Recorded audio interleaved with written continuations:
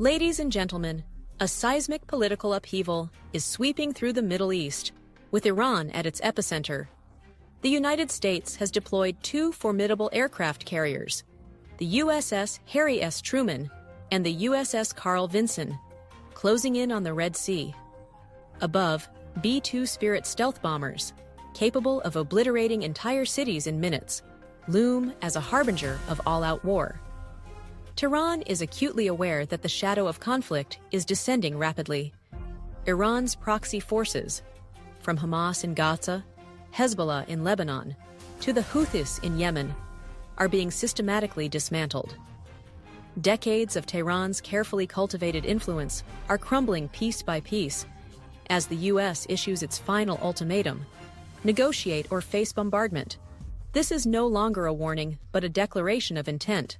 What will unfold when America's full destructive might converges on Iran? Can Iran mount a counterstrike, or will it be consumed in a firestorm from air, sea, and the distant Diego Garcia base? This could be the defining moment.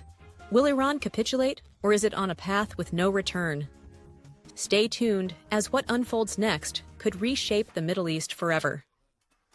WorldView Today. A nightmare looms over Iran, ladies and gentlemen. A nightmare is descending upon Iran.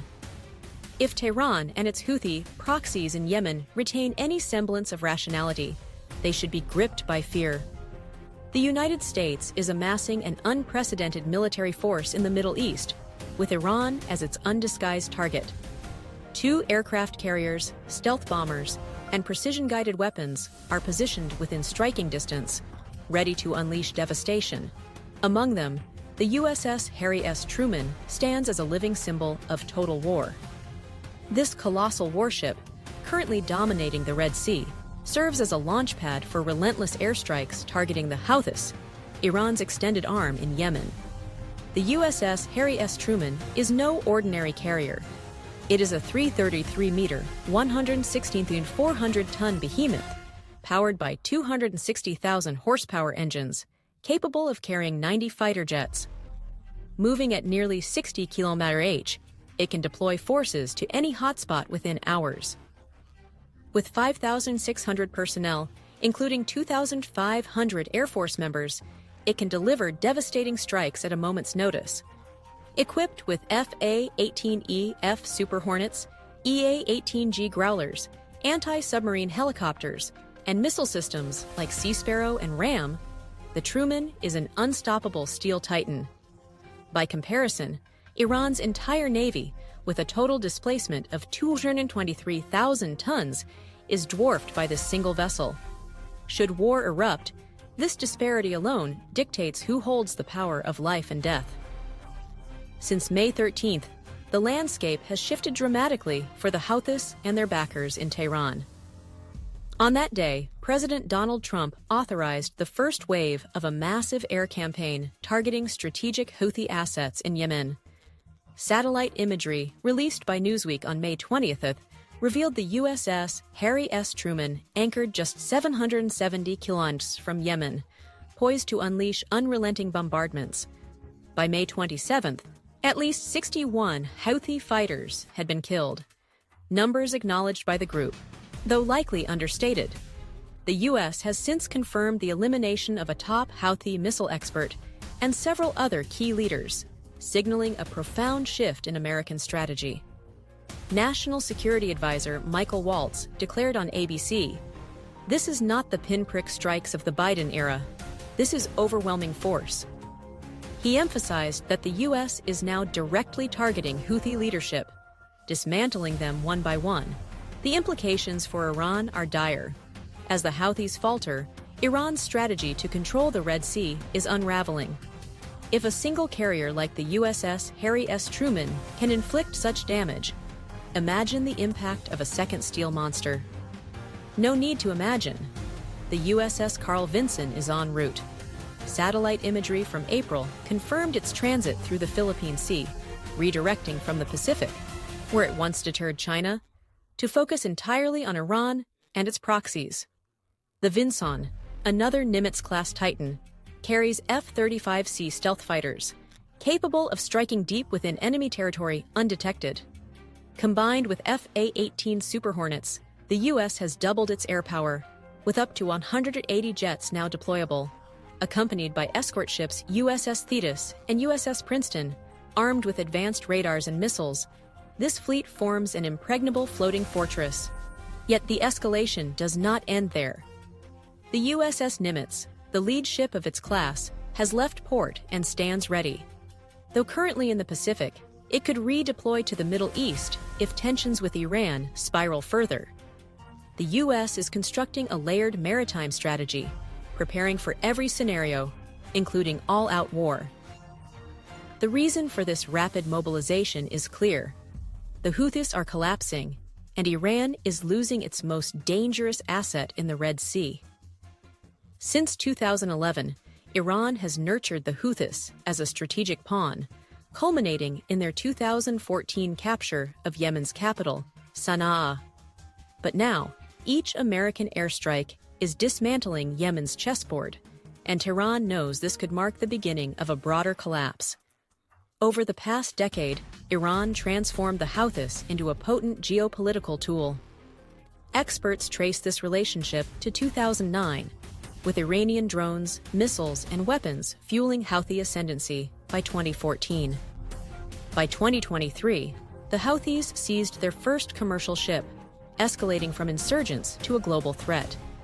They have since launched dozens of drone and missile attacks, sinking 2 ships, capturing 3, and killing at least 4 sailors, all under Iran's shadow.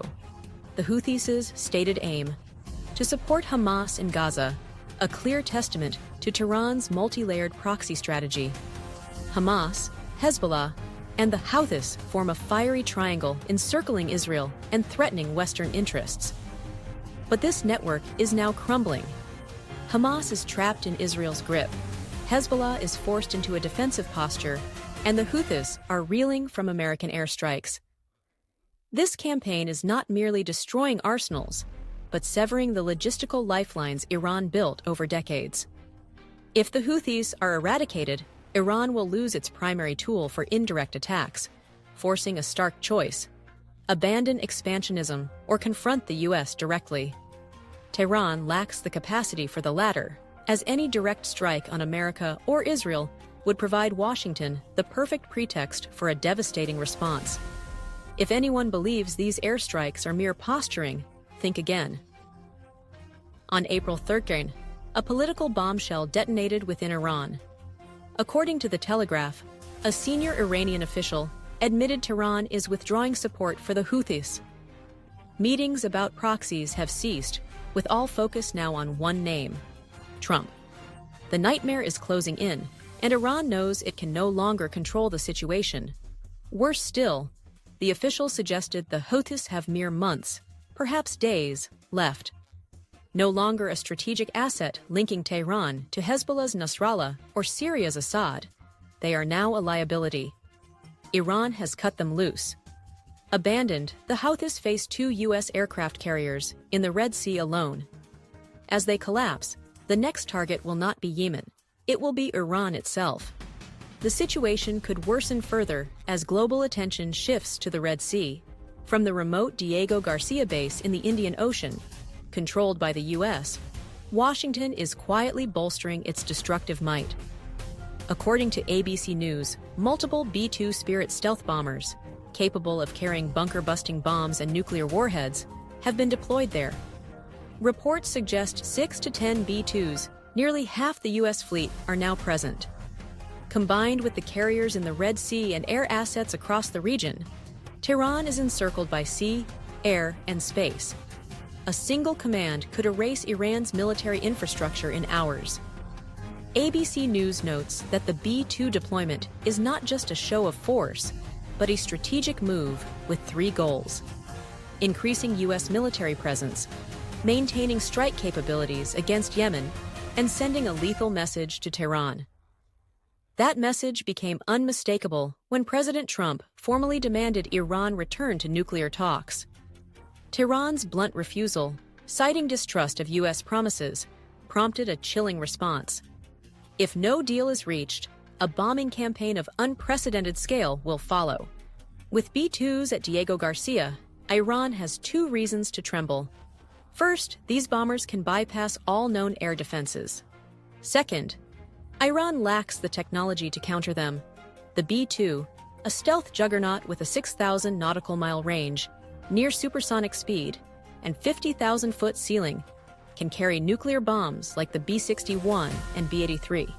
It can strike Tehran from Diego Garcia and return undetected, supported by aerial refueling for continuous operations. In the 2003 Iraq campaign, B-2s dropped 680 tons of bombs, crippling military infrastructure in hours. If tasked against Iran, they are ready. Diego Garcia is not just a base. It is Iran's strategic nightmare. Some Iranian commanders have floated preemptive strikes on the island, but military experts dismiss this as impossible. Located 3,800 kilometers from Iran, nearly triple the 2,000 kilometers range of Iran's ballistic missiles, Diego Garcia is untouchable. A naval assault is equally futile, with the Red Sea firmly under U.S. control. Iran is powerless to respond.